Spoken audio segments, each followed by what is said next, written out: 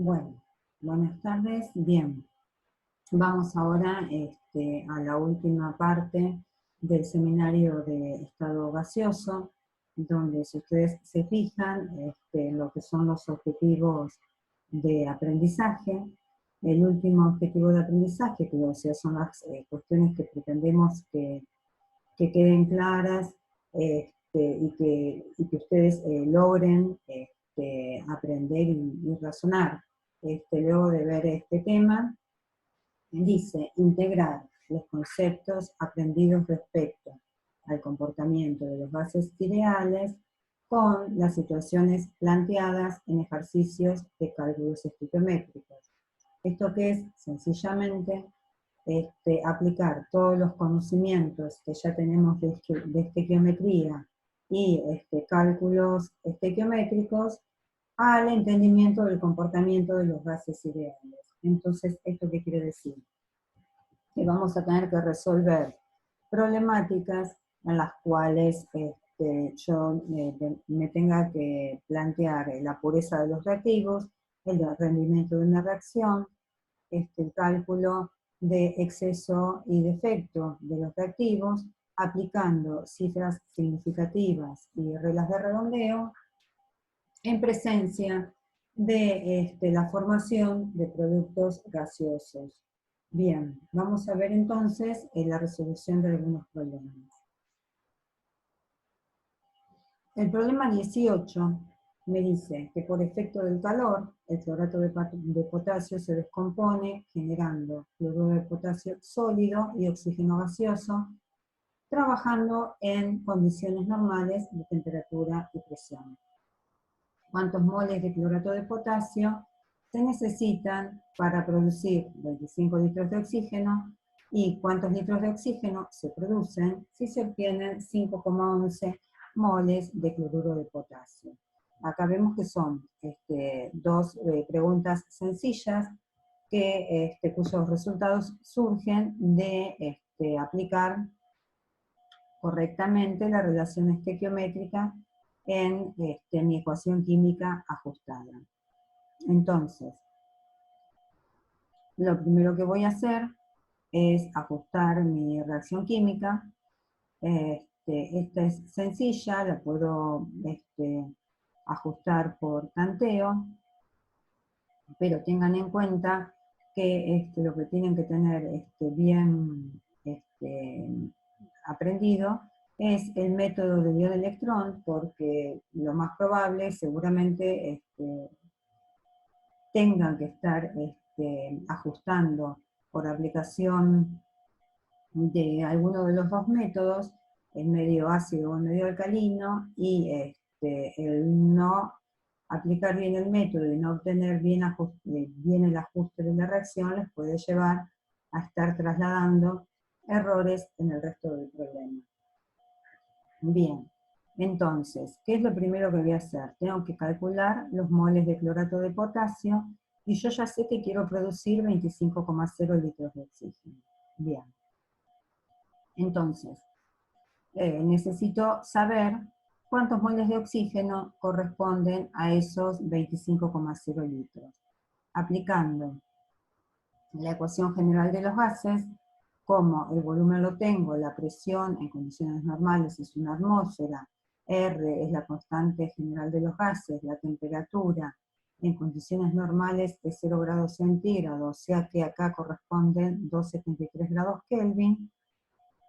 Todo esto me permite calcular que la cantidad de moles que voy a tener de 25 litros de oxígeno va a ser de 1,12 moles de oxígeno. Bien, voy a ver con estos moles de oxígeno qué cantidad de clorato de potasio voy a obtener. De mi relación estequiométrica, ¿yo qué es lo que sé? Que se me generan 3 moles de oxígeno por cada 2 moles de clorato de potasio. Entonces, los 1,12 moles de oxígeno, que son los que corresponden a los 25 litros, se van a generar a partir de 0,747 moles de clorato de potasio. Bien, ahora me pide que calcule los litros de oxígeno obtenidos si se obtienen 5,11 moles de cloruro de potasio. Acá me está relacionando los dos productos. Entonces, yo cuando miro mi relación estequiométrica, ¿qué sé? Que por cada 2 moles de cloruro de potasio se generan 3 moles de oxígeno. Estos moles de oxígeno, como están en condiciones normales de temperatura y presión, yo qué es lo que sé, que un mol de cualquier gas en condiciones normales ocupa un volumen de 22,4 litros. Entonces, en función de esa relación, yo puedo decir que si 2 moles de cloruro de potasio generan, o cuando se generan 2 moles de cloruro de potasio, se generan 3 por 22,4 litros de oxígeno, 5,11 moles van a producirse 172 litros de oxígeno. Y con esto ya estaría mi problema resuelto. El problema 24, el enunciado dice que se tratan 4,90 gramos de ácido sulfúrico de 76% de pureza con zinc. La reacción produce sulfato de zinc e hidrógeno. Entonces, nos pide que formulemos y ajustemos la reacción por el método que corresponda, que calculemos la cantidad de hidrógeno desprendido y que calculemos el volumen que ocupará esa cantidad de hidrógeno en condiciones normales, primero, y después en condiciones particulares de 350 grados Kelvin y 800 torr. Bien.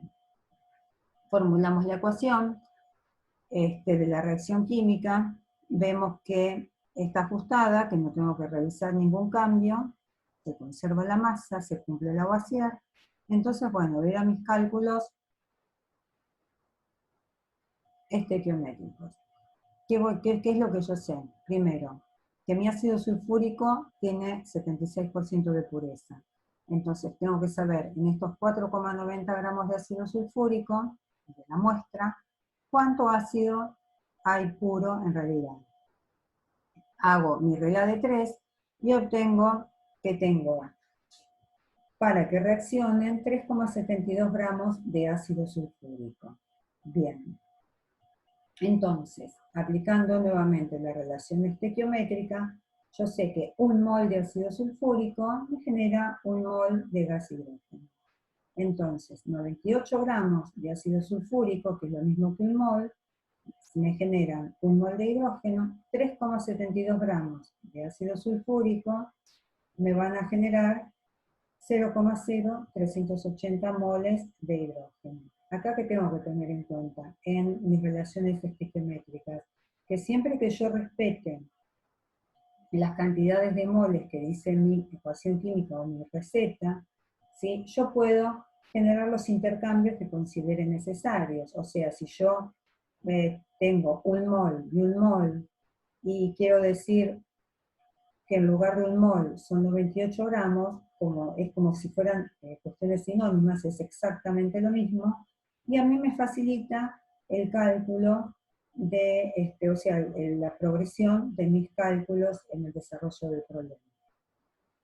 O si quisiera decir que 98 gramos me generan 22,4 litros en condiciones normales de temperatura y presión. También sería válido si me estuviera preguntando eso. De hecho, es lo que me pregunta en el inciso que sigue.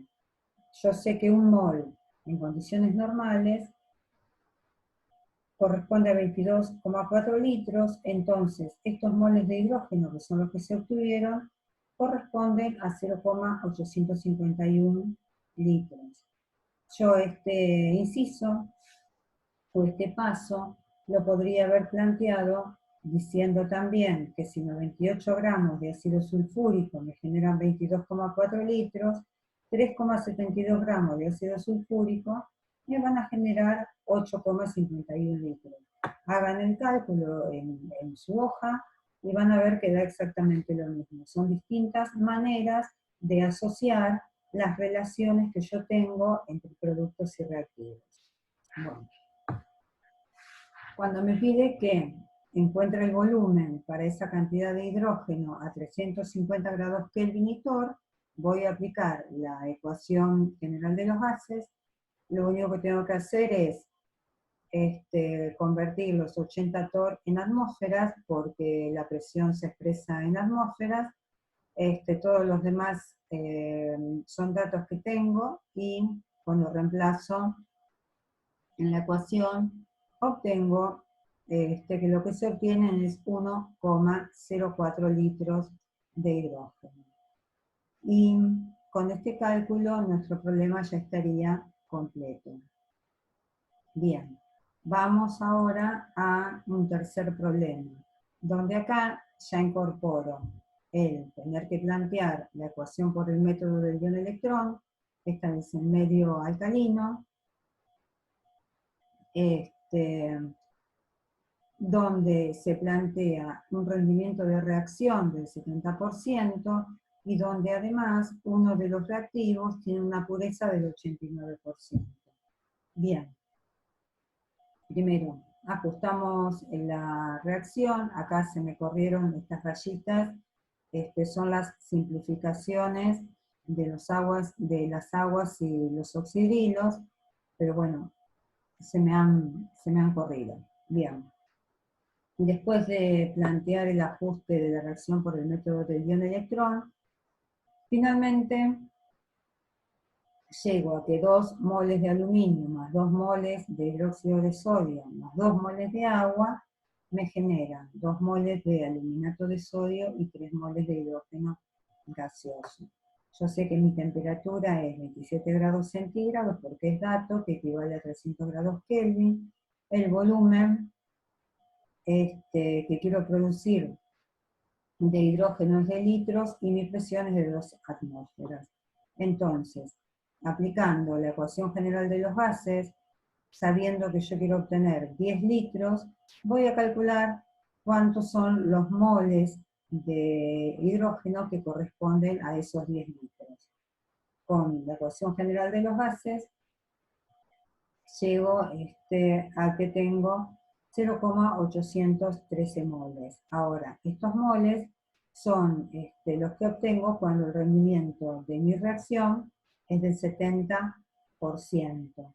Yo que necesito conocer los moles de hidrógeno que obtendría si mi rendimiento fuera total. Entonces, digo que si para el 70% yo tengo 0,813 moles de hidrógeno, para el 100 voy a tener 1,16 moles de hidrógeno.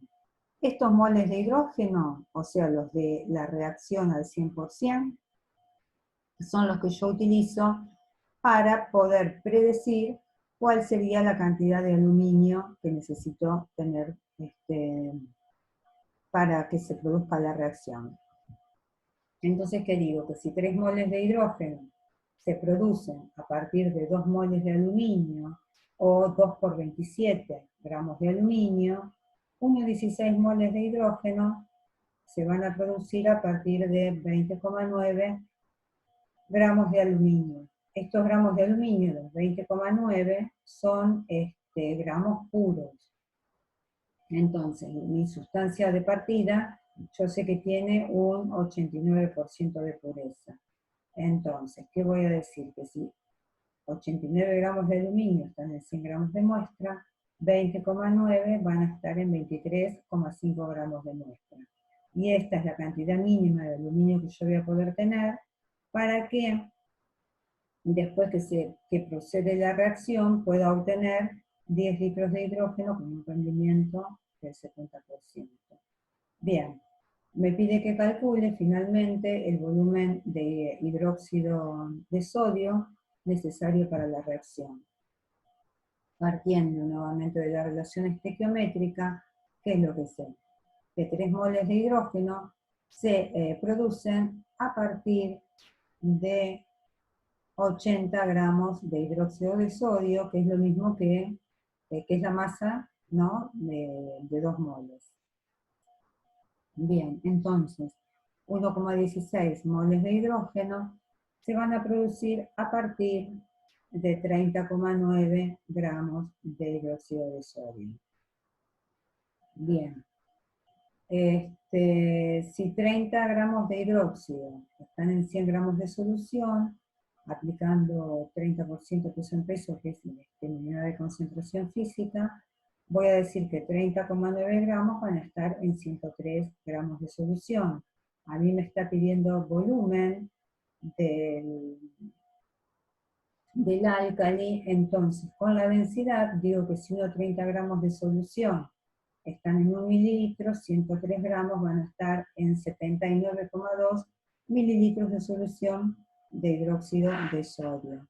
Y acá estaría mi problema terminado. Vamos ahora a un último problema, donde incorporamos los cálculos de exceso y defecto. Y mi problema dice, se hacen reaccionar 6 gramos de 80% de pureza de carbono con 1 litro de solución acuosa de ácido sulfúrico, 4,9% peso en volumen, obteniéndose dióxido de azufre, dióxido de carbono y agua con un rendimiento del 75%. Bien. ¿Cuál de los reactivos se consume totalmente? ¿Qué masa del otro reactivo queda sin reaccionar? ¿Cuál será el volumen de dióxido de carbono a 35 grados centígrados y 800 milímetros de mercurio? Y los incisos C y D nos preguntan las presiones parciales y la presión total de cada uno de los gases, primero considerando un recipiente rígido de 15 litros, y en el inciso D, un recipiente también rígido que tiene un volumen de 3,50 litros. Bien, entonces primero planteamos la reacción, la ajustamos, y luego vamos a nuestros cálculos. Sabemos que si el ácido sulfúrico es 4,9% peso en volumen, y yo tengo 1 litro de la solución de ácido sulfúrico, voy a tener 49 gramos de este ácido. Por otro lado, sé que en 100 gramos de muestra tengo 80 gramos de carbono, entonces en 6 gramos de muestra de carbono, que es la que hago reaccionar, voy a tener 4,8 gramos de carbono puro. En estas condiciones voy a calcular cuál es el reactivo que está en exceso y cuál es el que está en defecto. Entonces, basándome nuevamente en mi relación estequiométrica, yo te digo que 1 mol de carbono reacciona con 2 moles de ácido sulfúrico. O lo que es lo mismo, 12 gramos de carbono reaccionan con 2 por 98 gramos de ácido sulfúrico. Entonces, 4,8 gramos de carbono, que sería la masa de carbono puro que tengo en la muestra, van a necesitar de 78 gramos de ácido sulfúrico.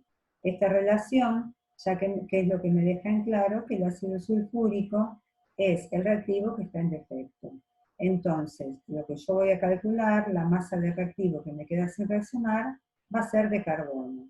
Voy a calcular efectivamente cuánta es la masa de carbono que consumen estos 49 gramos de ácido sulfúrico, y la regla de 3 me indica que se consumen 3 gramos de carbono.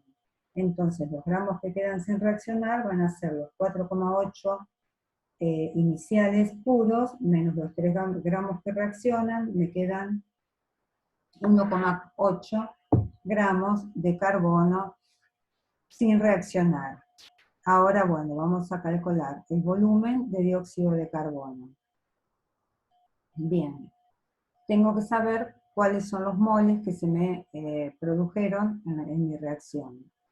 Cuando calculo en función a la relación estequiométrica, digo que 2 moles de ácido sulfúrico me generan 1 mol de dióxido de carbono, entonces los 49 gramos de ácido sulfúrico, ¿cuántos moles me van a generar? 0,25 moles. Ahora, estos 0,25 moles corresponden a una reacción que procede al 100%. Yo estoy diciendo en mi enunciado que la reacción tiene un 75% de rendimiento. Entonces, en realidad, lo que voy a estar obteniendo son 0,19 moles de dióxido. Estos moles de dióxido a una temperatura de 308 grados Kelvin y a una presión de 1,05 atmósferas, aplicando la ecuación general de los gases, me da que tengo un volumen de 4,6 litros de dióxido de carbono. Bien, ahora el inciso C me pide las presiones parciales de cada uno de los gases, considerando un recipiente rígido que tiene 15 litros de volumen. Bien, los moles del gas de dióxido de carbono ya los calculé en el inciso anterior, son 0,19. Lo que hago ahora es calcular los moles de dióxido de carbono considerando un 75% de rendimiento y obtengo 0,38 moles de dióxido de carbono. Yo sé que los moles totales van a ser la suma de cada de los moles de estas dos sustancias, de estos dos gases, entonces en total voy a tener 0,57 moles. Moles totales, temperatura y volumen total, que es 15,0 litros, me permiten calcular la presión total del sistema como 0,96 atmósferas. Bien, ahora, las presiones parciales de cada uno de los gases salen de aplicar la ecuación general teniendo solamente, o considerando solamente las molaridades de cada uno de los gases. Y obtengo que la presión para el dióxido va a ser de 0,32 atmósferas y para el dióxido de azufre de 0,64 atmósferas. Bien, si calculáramos primero las presiones parciales, también podríamos calcular la presión total como la suma de las presiones parciales, que me da exactamente lo mismo que calculé anteriormente. Ahora me pide que calcule el volumen, que calcule estas mismas presiones, pero si el volumen del recipiente es de 3,50 litros. Bien, en este caso tengo un volumen de 3,50 litros y el volumen de mi solución es de 1 litro. ¿Cuál es la diferencia entre el inciso C y el inciso D? Que es lo que me pregunta el problema. ¿Cuándo puedo o no, en qué condiciones puedo yo estar despreciando el volumen de una solución? Y entonces, yo sé que si tengo un recipiente grande, como es como el caso C, que tenía 15 litros, puedo estar despreciando el volumen que me ocupa el líquido de la solución. ¿Por qué? Porque sé que las moléculas igualmente tienen un gran espacio de expansión. En cambio, si mi recipiente es chico, yo ya no puedo despreciar el volumen de la solución, justamente porque la expansión que pueden lograr los gases está más limitada que está, o sea, está en una relación mucho menor, o sea, está limitado el espacio que me queda para la expansión de los gases. Entonces, ¿qué voy a hacer yo? Voy a calcular mi nuevo volumen como la resta entre el volumen total y el volumen que ocupa la solución. Este litro es la solución inicial de ácido sulfúrico. Entonces, el volumen de expansión que van a tener en estas condiciones los gases va a ser de 2,50 litros.